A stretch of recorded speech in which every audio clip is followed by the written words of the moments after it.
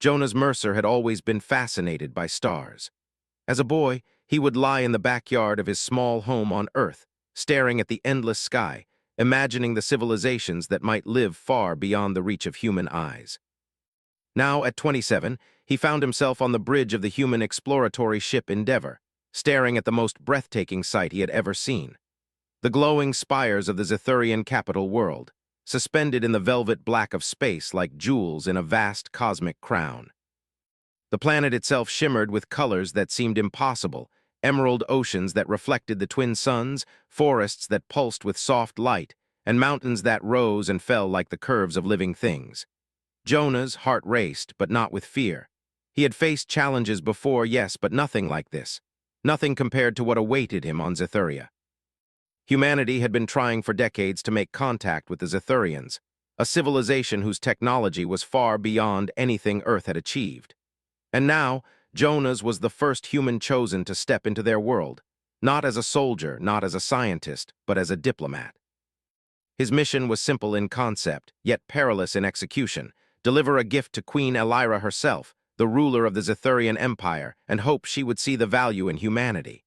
He held the gift in his hands, feeling the smooth curves of the small wooden music box he had carved himself.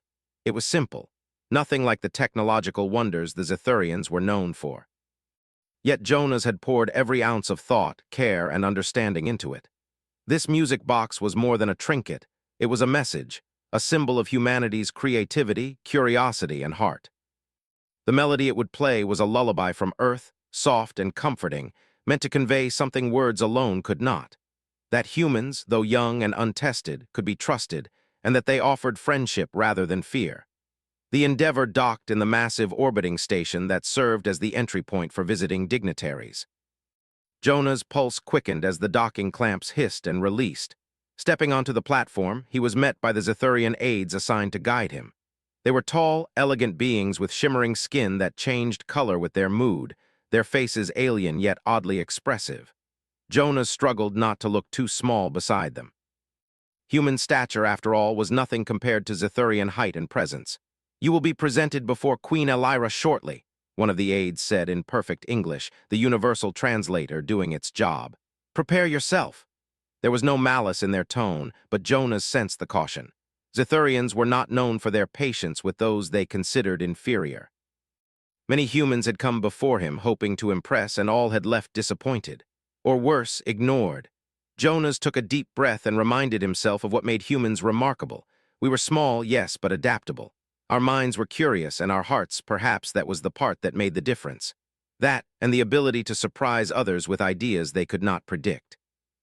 He adjusted his jacket, making sure the music box was secure in his hands, and stepped forward into the transport chamber that would carry him to the capital. The ride through Zethurian space was surreal. Outside the windows, ships moved like liquid streaks of light, and planets glowed in colors that seemed to shift with emotion. Jonas felt a shiver of awe. These beings, despite their power and technology, would not dismiss something out of hand if it had meaning. And that was his hope, that the music box, small as it was, might convey something bigger than any weapon or display of wealth ever could. The transport doors slid open, revealing a corridor bathed in soft, shimmering light. Jonas stepped inside, and the air seemed to hum around him. There were no doors in the traditional sense, just arches that pulsed and shifted, adjusting to the presence of each visitor. The Zethurians had designed a world that responded to life itself. Jonas walked slowly, absorbing every detail. The walls weren't solid metal, but a translucent material that rippled like liquid crystal. His reflection moved differently than he expected, almost as if the structure itself was studying him, judging him, trying to understand the human who dared to enter their realm. Finally, he arrived at the main chamber of the palace. It was unlike anything he could have imagined.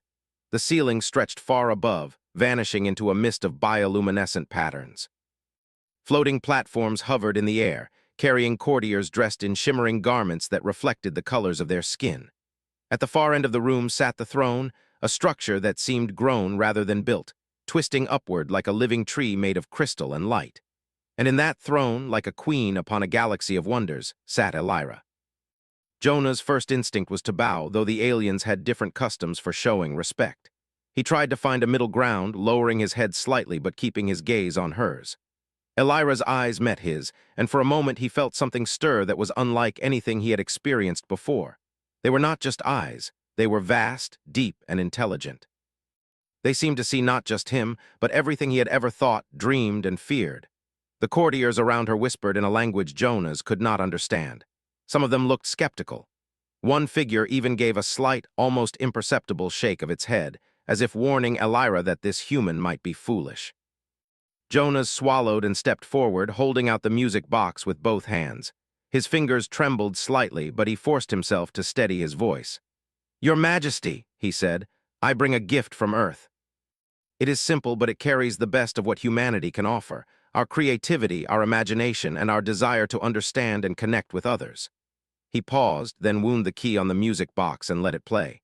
The soft melody filled the chamber, delicate and intricate, a lullaby of human origin. At first there was silence. The courtiers' whispers faded. The floating platform stopped moving. Even the ambient hum of the chamber seemed to pause. And then something remarkable happened. Elira's color shifted subtly, a ripple of light moving across her skin.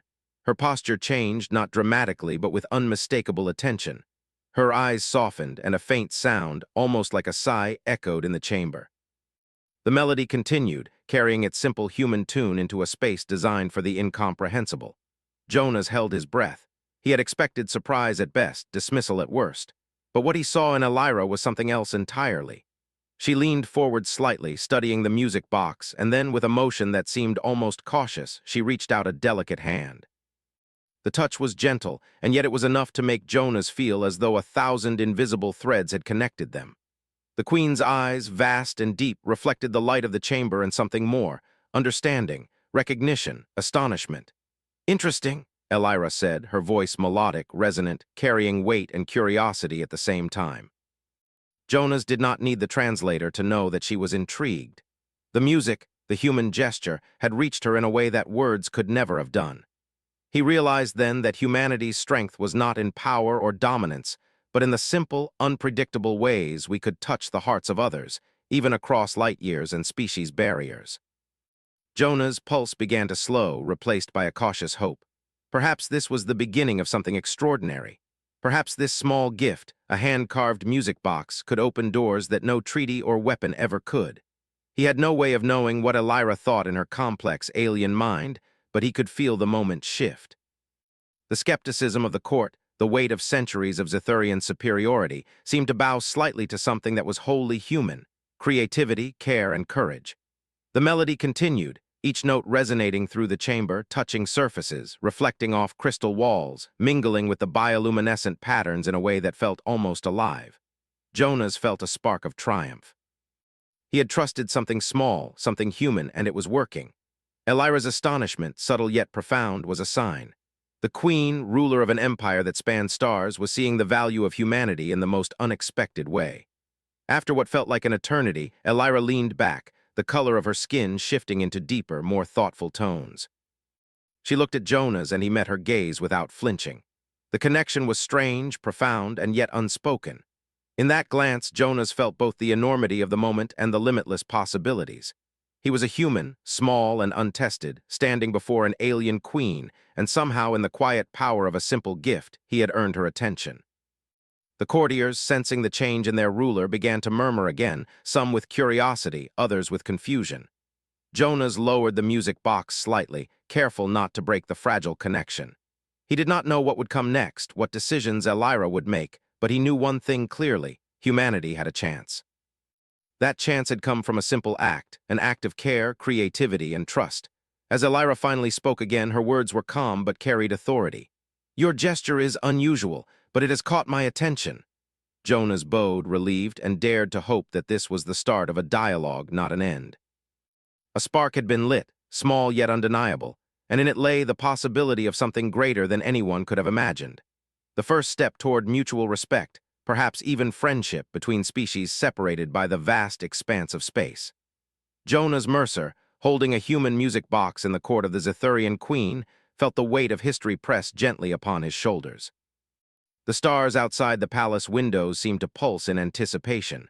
And though the future was uncertain, one thing was clear: humanity had made its mark not with strength, but with heart.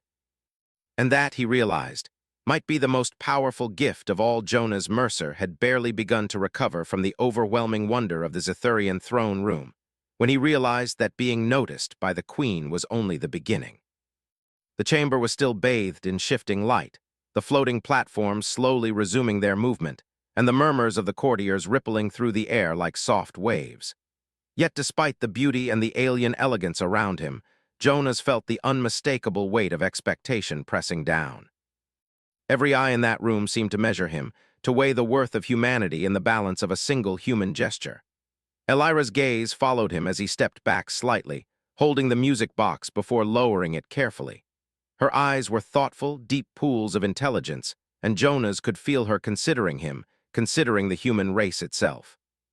It was a moment that would decide much, and he understood that his next words had to be precise, careful, and honest. "You honor me with this gift," Elira said, her voice calm but filled with resonance that seemed to vibrate through the chamber itself. "Few among your kind understand the power of simplicity." The translator rendered her words in English, but Jonas sensed that even translation could not capture the full weight. She paused, her gaze shifting briefly to the floating courtiers who had been so skeptical moments before. "Yet one gesture does not speak for an entire species. Show me why humanity deserves attention."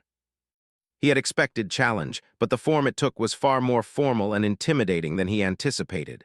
He nodded slowly, understanding that this was not a personal test, but a measure of what humans could offer the Zethurians as a whole.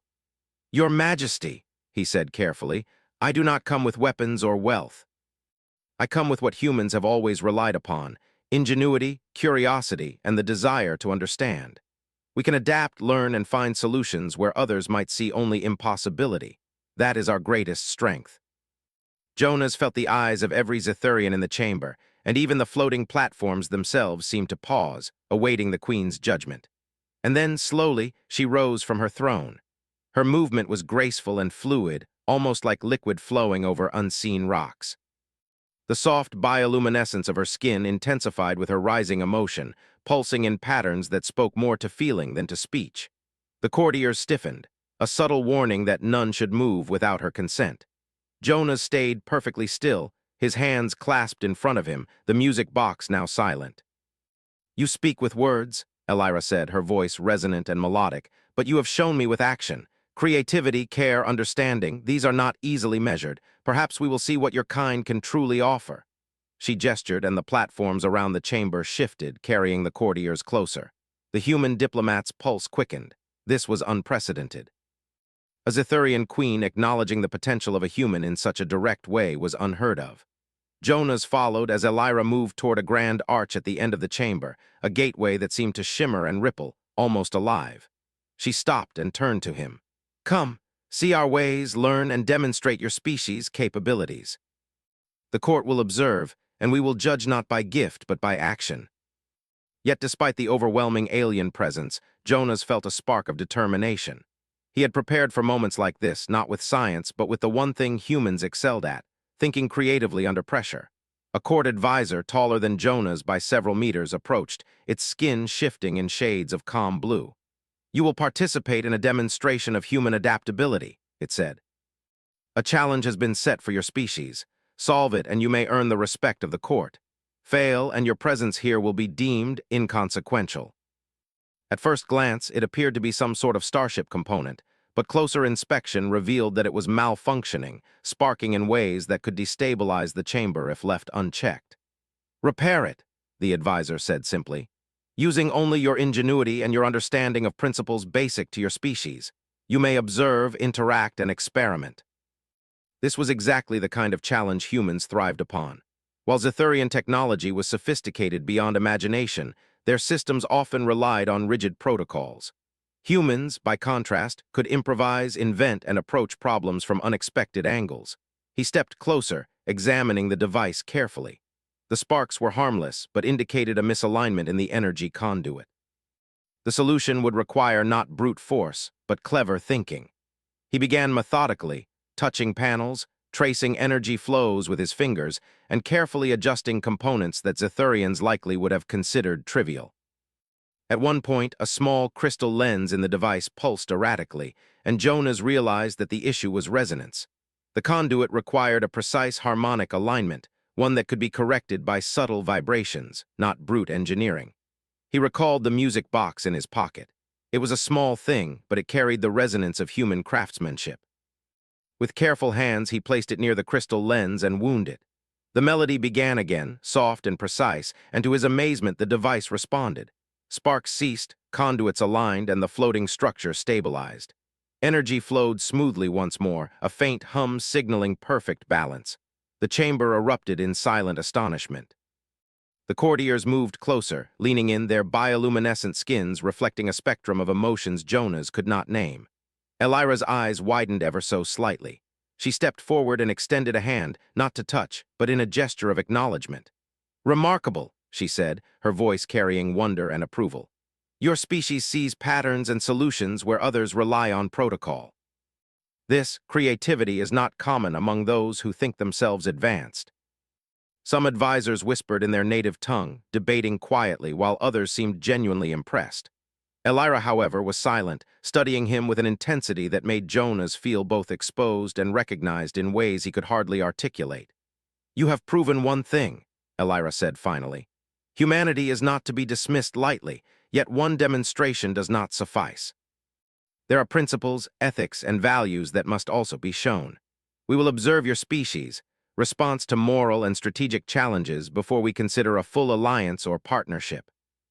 Humans, he reminded himself, had survived against overwhelming odds not because of strength or technology, but because of their ability to think, feel, and act in ways that were unpredictable and intelligent.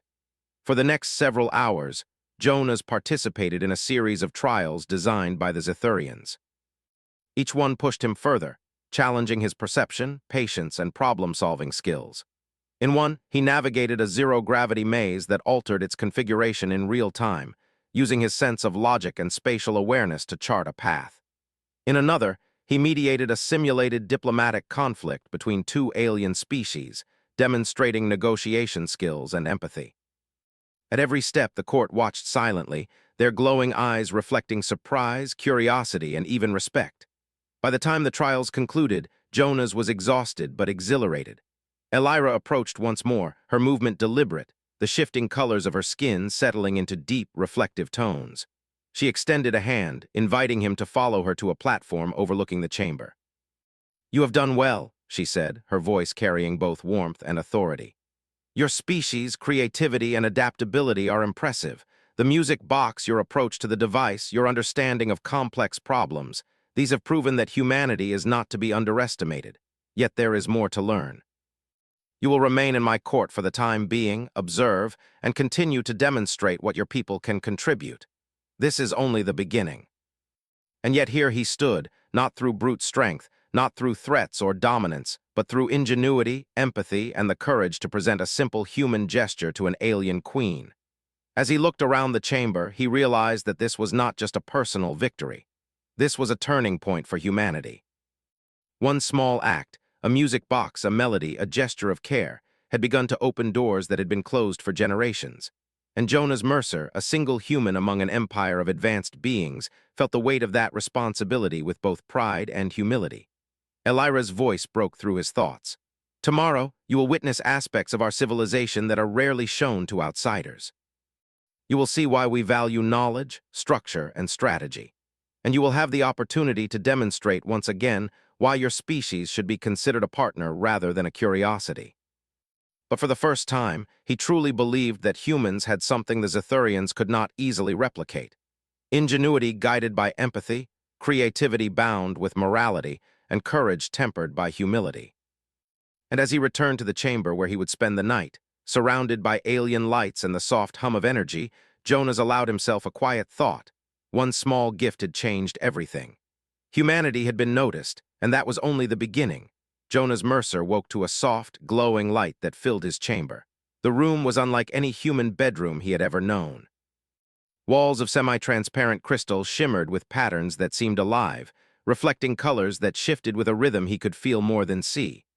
The air was warm, fragrant with a subtle sweetness, and soft hums vibrated through the floor beneath him, almost like a heartbeat.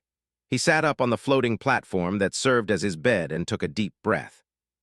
Today would be the most important day of his life so far. Today, he would witness the full extent of Zethurian civilization and perhaps demonstrate once more why humans deserved recognition. Elira had arranged for him to see their advanced technology, their living cities, and the wisdom of a species that had spanned the stars for millennia. He had expected alien marvels, of course, but what awaited him surpassed even his wildest dreams. A servant, though servant hardly captured the being's elegance and presence, appeared with a floating panel that displayed a three-dimensional map of Zethuria and the surrounding star systems. "You will observe," the being said in measured tones, "and you will respond." The trials continue, though now in the form of understanding, insight, and intuition. Your species' adaptability will be tested not in construction, but in perception. The buildings were alive with movement, not mechanical, but organic. Light pulsed through their surfaces, shifting in response to inhabitants. Vehicles moved as if swimming through the air, bending and twisting along invisible currents. Jonah's mind raced to take it all in. Humans had cities, yes, but these structures seemed to think, to breathe, to respond to life itself. Elira appeared beside him without warning, her form moving with fluid grace. "Observe," she said simply, her voice melodic and resonant. "See how our civilization functions. Watch how we maintain harmony among vast populations, vast knowledge, and immense power. Then consider how your species might contribute to this galaxy, not through strength, but through insight." Tools and devices responded instantly to thought. Knowledge flowed freely across networks that pulsed like veins through the city, and even nature itself, trees, rivers, and creatures, seemed integrated into the pulse of civilization. Jonas could see why Elira ruled with such authority. She had not simply inherited a powerful empire. She commanded a world where thought, emotion, and action intertwined seamlessly. "You will now demonstrate human intuition," Elira continued. "A challenge has arisen. Observe the anomaly and respond. Failure may reflect poorly on your species, but success will astonish us all." At first glance, it seemed like an energy field in flux, but the patterns were irregular, chaotic, and unpredictable. Sparks of color flared across its surface, and small arcs of energy jumped from one floating panel to another, threatening to destabilize the surrounding systems. He had never seen technology behave like this. It was alive, yet malfunctioning, unpredictable, yet intelligent. "What is it?" Jonas asked, unsure whether he should touch it or analyze it first. "It is a field matrix," Elira said. "A system that maintains communication between sectors of the capital. Something is disrupting its harmony. Observe carefully and then act." The solution requires more than skill. It requires perception, creativity, and courage. Though the melody would be simple, he trusted that the harmonics might influence the field in a beneficial way. He wound the key and set the box near the matrix. A soft lullaby began to play, filling the chamber with gentle vibrations. At first, nothing happened. The arcs of energy continued to leap unpredictably, sparks firing in irregular sequences. But then, almost imperceptibly, the patterns began to change. The chaotic surges slowed, arcs aligned with the rhythm of the melody, and the energy field responded as though recognizing the human frequency. Jonah's pulse quickened.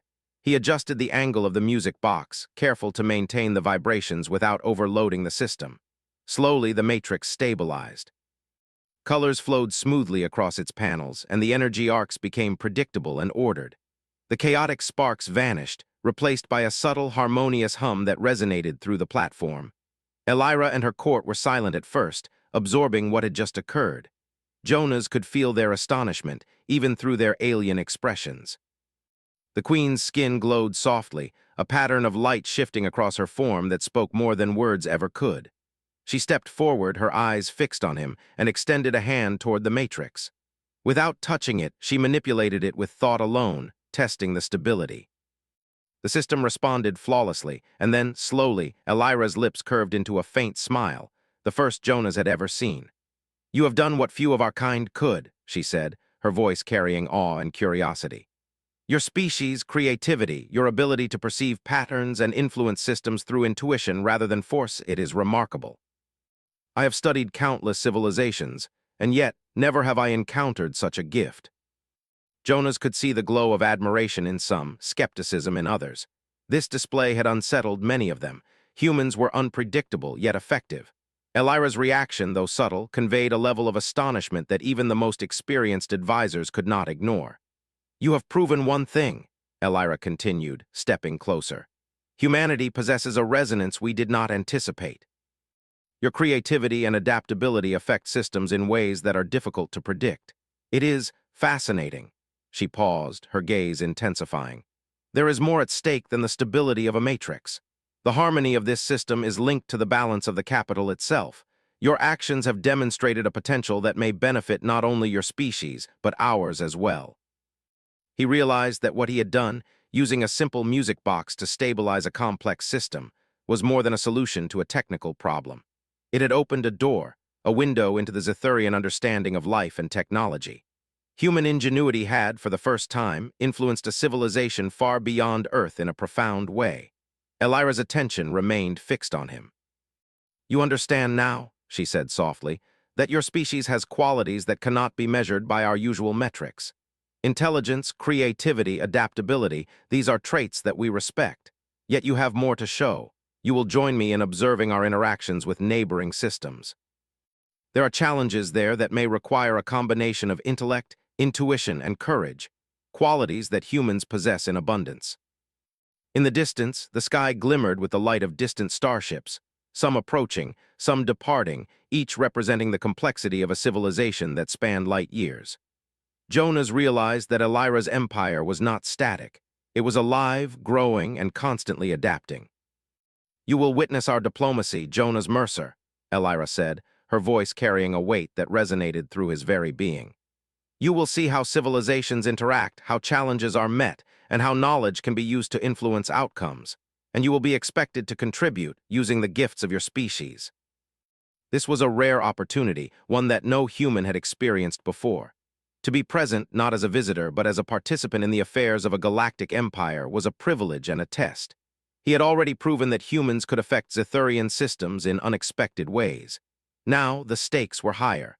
The challenges would be larger, more complex, and perhaps even dangerous. Over the next several hours, Jonas accompanied Elira as she conducted meetings with representatives from nearby systems. He observed how her presence alone commanded respect, how her decisions balanced logic and emotion, and how the structure of her empire allowed for both efficiency and freedom. When problems arose, a miscommunication between two delegations, a malfunctioning energy conduit on a trade vessel, Jonas was invited to assist. Each time he relied on human ingenuity, using observation, improvisation, and understanding of emotional cues to propose solutions. His ideas were often simple, yet effective, and they consistently surprised the Zethurians. By the end of the day, Elira and her council were visibly impressed. Jonas had done more than survive. He had contributed in ways that reflected the best of humanity. The Queen's subtle smile had returned, brighter now, and her eyes glimmered with a mixture of admiration and curiosity. "You have exceeded expectations," she said, addressing him privately after the council session. "Your actions today demonstrate a potential we did not anticipate. Humans are capable of influencing systems, inspiring change, and solving problems through methods that are unconventional yet effective. This is a quality that our empire values highly." Now here on Zethuria, his species had been seen, respected, and even admired, not for strength, not for numbers, but for creativity, intuition, and courage. Elira's final words lingered in his mind as he returned to his chamber. "Tomorrow will bring new challenges, but know this, Jonas Mercer, your species has shown promise. The simple gift you brought and the actions you have taken today have begun a dialogue that may shape the future of our worlds. Do not underestimate the power of humanity, for it is far greater than most believe. And if humanity could astonish the Zethurians, then perhaps the galaxy itself was only beginning to see what humans could achieve." For the first time, Jonas Mercer truly believed that humanity had a place among the stars. The morning on Zethuria was unlike anything Jonas Mercer had experienced on Earth. The twin suns rose slowly over the glowing mountains, casting beams that fractured into a spectrum of colors as they passed through the crystalline structures of the city. Jonas stood on the balcony of his chamber, feeling the gentle warmth of the light on his skin. He had been given time to rest, but rest had not been easy. His mind was still buzzing from yesterday's events. The astonishment of Queen Elira, the subtle admiration of her court, and the realization that one simple human gift had opened doors he had never imagined. He knew today would be even more challenging. Elira had promised him the opportunity to demonstrate humanity's worth in more practical and high-stakes ways. This was no longer about symbolic gestures or intuition. It was about proving that humans could contribute meaningfully to a civilization that had mastered technology, diplomacy, and strategy over thousands of years. A soft chime signaled the arrival of a servant, a tall Zithurian whose skin shimmered with calm green tones. "Your presence is requested in the Council of Observation," the being said. "Queen Elira will accompany you. Prepare to witness and participate in matters of significance." The buildings breathed with light, vehicles moved like living organisms, and even the flora seemed to respond to the presence of life. It was a civilization in harmony with itself, yet he also sensed the delicate balance that maintained order. Any misstep could have consequences far beyond what humans typically faced.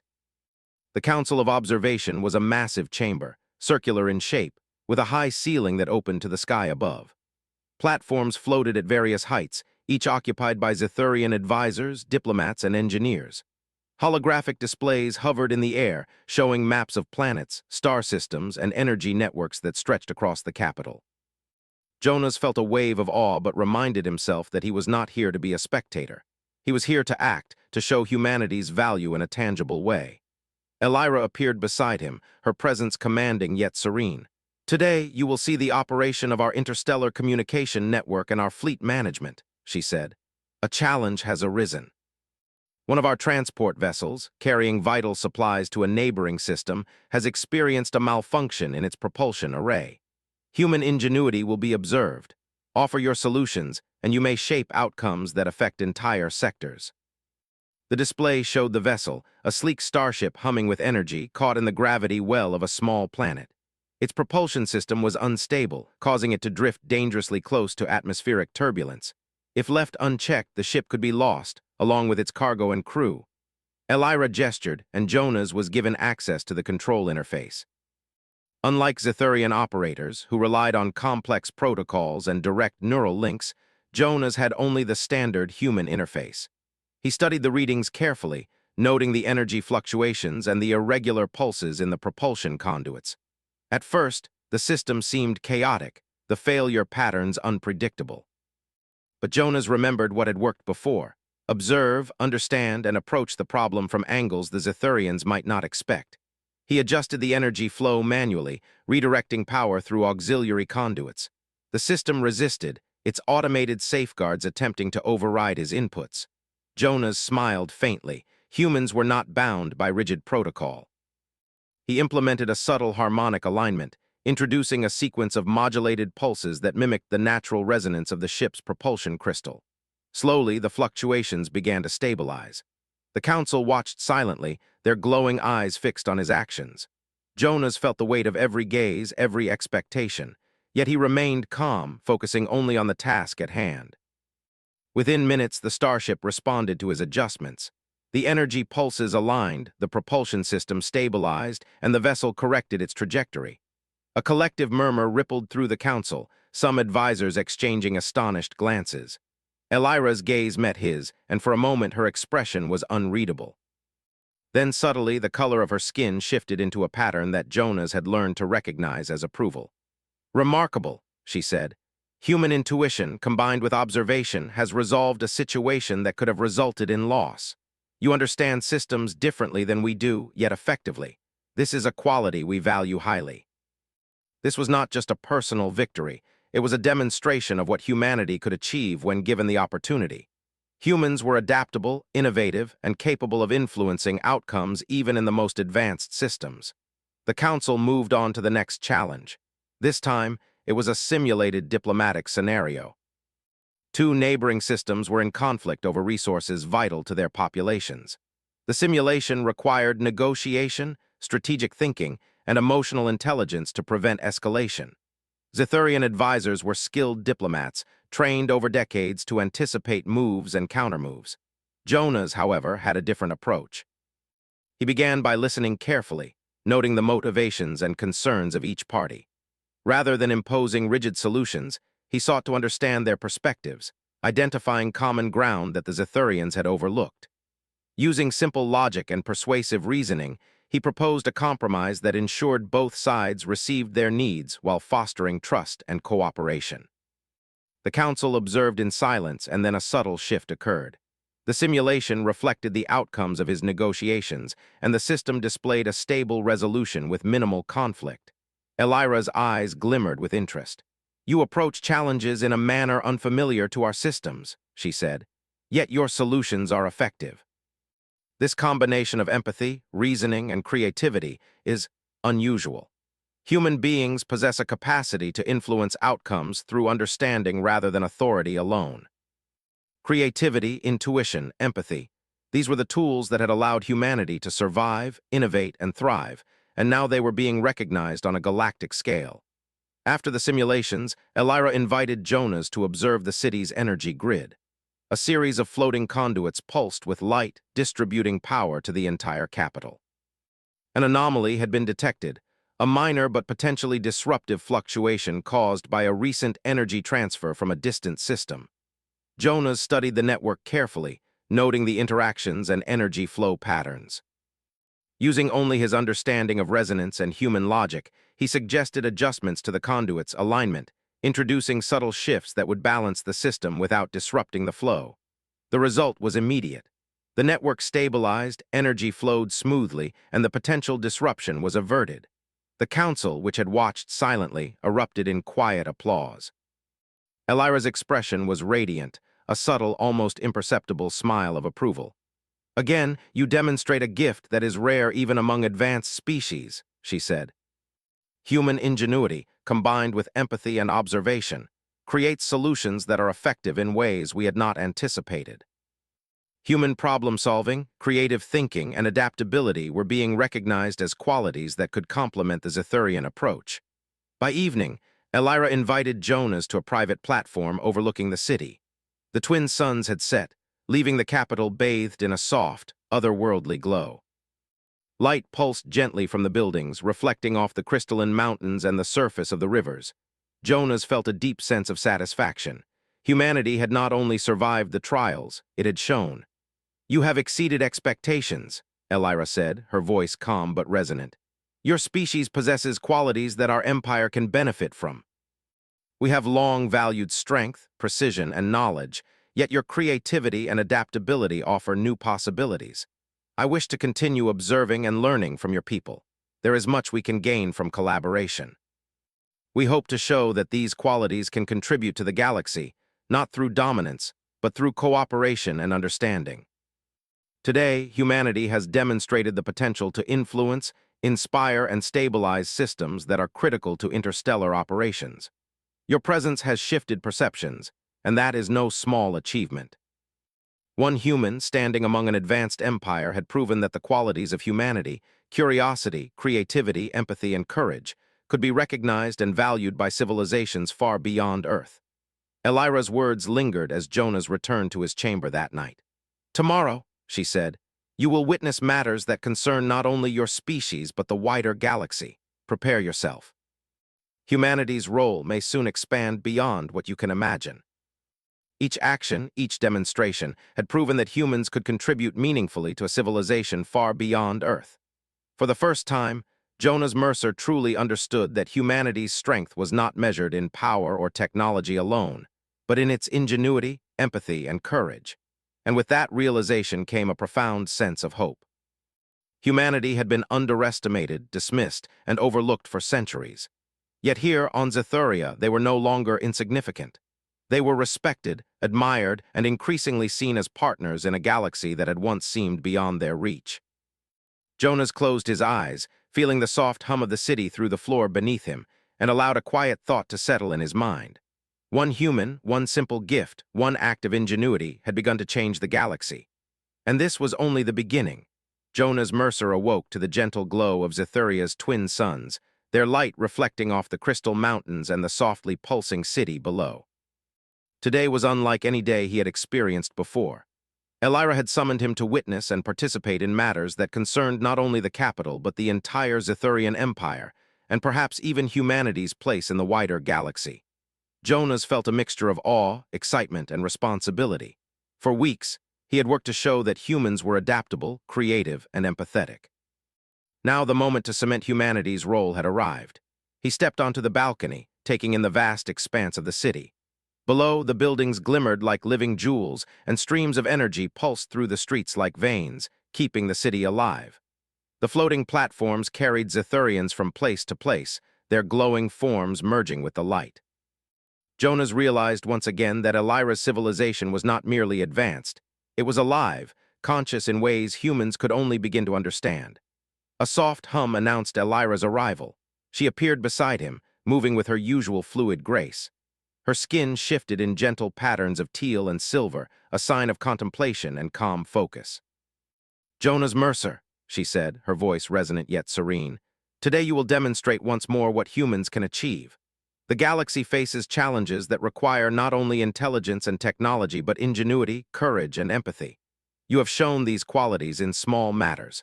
Now we shall see them applied on a larger scale." He had anticipated challenges, but the scale of what she implied made his heart race. "I will do my best, Your Majesty," he said. "Humans have always found ways to rise to the occasion, no matter the odds."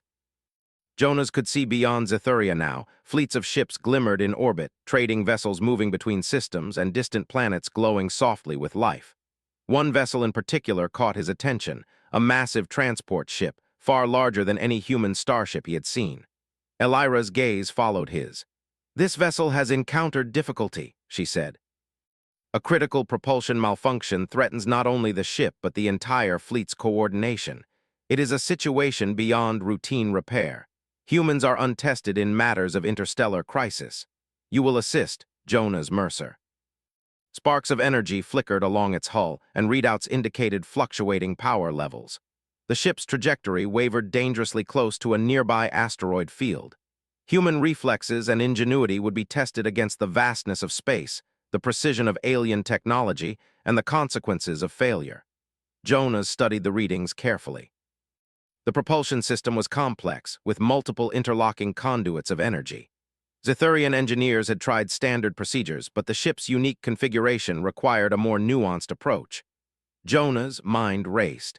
He recalled the lessons of the past days, the power of resonance, the importance of intuition, and the value of creativity. He also remembered the music box, the small human gift that had begun it all.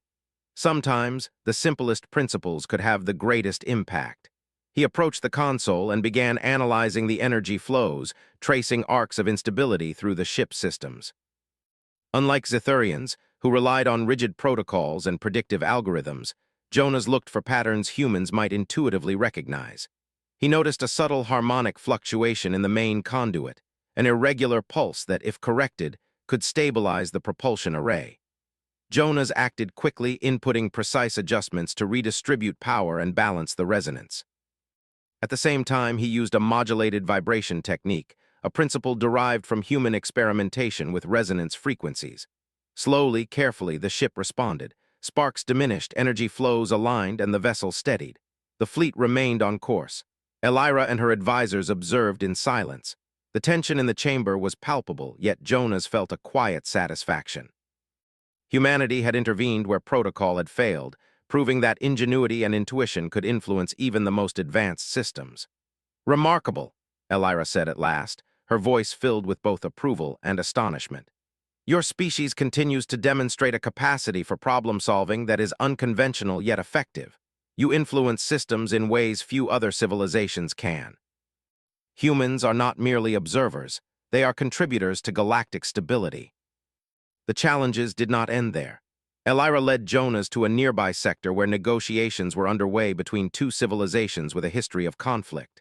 Their representatives were powerful, intelligent, and deeply suspicious of outsiders. Elira explained that a misunderstanding over resources threatened to escalate into war. Jonas was invited to observe, and more importantly, to advise. He listened carefully, noting the motivations, fears, and priorities of each side. Unlike Zithurian diplomats, who often relied on authority and structure, Jonas focused on empathy, understanding, and creative solutions. He proposed a compromise that balanced resources equitably while addressing the underlying concerns of both parties. His approach was subtle, guiding without imposing, suggesting rather than commanding. The council watched, and the simulation reflected the outcome, a stable resolution that prevented conflict. The representatives, impressed by the human perspective, agreed to a tentative accord. Elira's expression reflected deep satisfaction. "You negotiate not through dominance but through understanding," she said. "Your species possesses wisdom that transcends conventional diplomacy. This is the kind of insight that can reshape the galaxy." Humans could approach problems differently than the Zethurians, offering perspectives that no algorithm or protocol could predict. This was the essence of the HFY spirit, small, underestimated humans achieving the extraordinary. As the day progressed, Jonas continued to contribute. He helped stabilize energy conduits between distant colonies, advised on logistical coordination for humanitarian aid, and offered creative solutions to unexpected crises. Each success reinforced the growing respect of Elira's council. The Queen herself seemed increasingly impressed, her expression softening as she observed the humans' capacity for initiative, insight, and resilience. By evening, Elira invited Jonas to a private platform overlooking the entire capital. The city shimmered beneath them, alive with energy, movement, and light.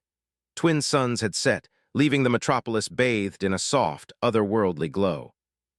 Floating vehicles moved gracefully through the sky, citizens navigated the streets with precision, and the entire system pulsed with the rhythm of a civilization in harmony.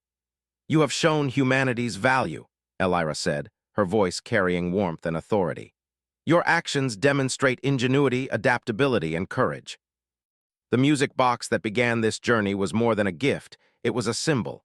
And now humanity itself has become a symbol, one of potential, resilience, and inspiration. It is an honor to represent humanity. We hope to continue showing that we can contribute to peace, understanding, and progress, not through force, but through creativity, cooperation, and courage. You have proven that your species can influence outcomes, inspire change, and contribute meaningfully to interstellar affairs. The galaxy will watch, and your people will be respected as partners rather than observers. Humanity, long underestimated, had earned a seat at the table of civilizations. They had shown that size, power, or technology alone did not determine influence. Creativity, empathy, and courage could shape outcomes in ways no one expected. As they watched the city together, Elira gestured toward the stars beyond the capital. "The universe is vast, Jonas Mercer. There are challenges that will test all civilizations and opportunities to forge new paths. Humans will play a role in what comes next if you continue to act with wisdom and integrity." Yet he felt ready, knowing that humanity's greatest strengths, creativity, adaptability, courage, and empathy would guide them.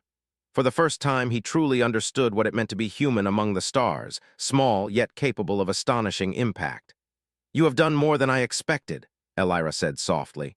"The music box was a beginning. Your actions, your choices, your courage, they have shaped the perception of your species.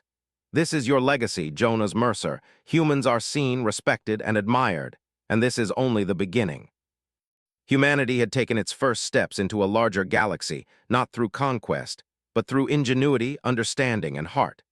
The possibilities were endless, the future bright, and the role of humans in the cosmos forever changed. As the twin suns set fully, leaving the city in a soft, celestial glow, Jonas realized that one small gift, a simple music box, had begun a chain of events that transformed the destiny of an entire species. And from that moment forward, humanity would never again be underestimated among the stars. Jonas Mercer, standing beside the alien queen, understood that the true power of humans lay not in strength, but in the qualities that made them unique: imagination, resilience, empathy, and the courage to act when it mattered most. In a galaxy of wonders, humanity had earned its place, and the future was wide open. And for the first time, Jonas felt certain the story of humanity had truly begun.